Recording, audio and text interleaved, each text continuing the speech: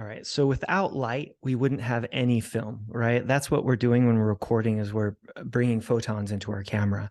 And so the goal of this short video is I want you to make the lighting in every scene a conscious thought, okay? And you're going to let that light inform your style and your tone and the subject matter. I'm going to briefly introduce a few different ways that you can do this. The basic standard of lighting for the last 100 years has been 3-point lighting. This is where you have a key light. Here, it's the biggest light, has the most contrast. It's going to provide a lot of contrast on that face. It's a little bit too much contrast. And as you can see, our shoulder is disappearing here. So we're going to add in a fill light. Okay, this is a softer light that helps soften that shadow there. It's also at 45° in the opposite end. And then we have a backlight. Our backlight helps simply separate our subject from the background, brings him into the foreground. All of this lighting also helps with editing and not losing pixels. Okay, if we didn't have that backlight, we might lose some pixels in the hair and on the shoulder. Okay, and might mix it in together. This is the standard. Now, you don't have to follow that exact way because there are other methods. We have high key versus low key. This is our second option. This is low key. The whole purpose of this is you want to put as little exposure, right? Exposure is the amount of light coming into the film to the camera, as little exposure as possible here.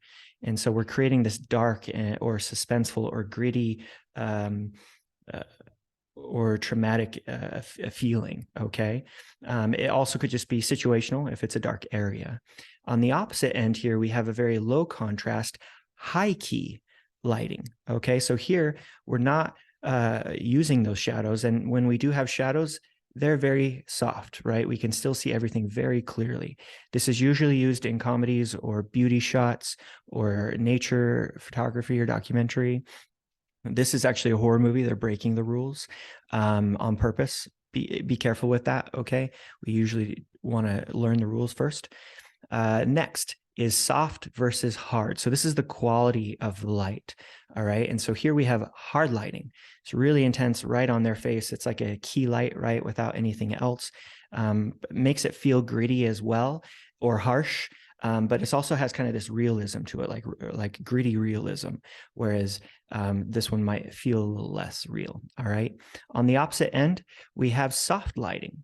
So soft lighting here is where we have to diffuse or bounce the light. Now, you guys likely don't have bouncers or diffusers, so you can use you can just shine your light against the white wall or white ceiling to help diffuse or bounce the light. Okay, bouncing the light helps create more gradient on the face, so it's not so harsh. Okay, all right. And so yeah, you could also diffuse and bounce here. That's book lighting. But yeah, you can use a shower curtain, baking paper, a white bed sheet, silk, see-through curtains. There's so many things that you can use to bounce and reflect light. Okay, so you might want to try that a little bit. Color lighting. Light comes in different colors. So we have a variety of color.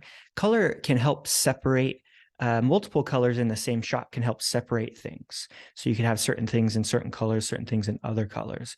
Like we have some nice warm tones here, right? These not quite so hot tones. And then we have some hotter cool tones in the background, help separate our objects, all right? So you want to consider color and how you're using color. Color can also, of course, convey a feeling.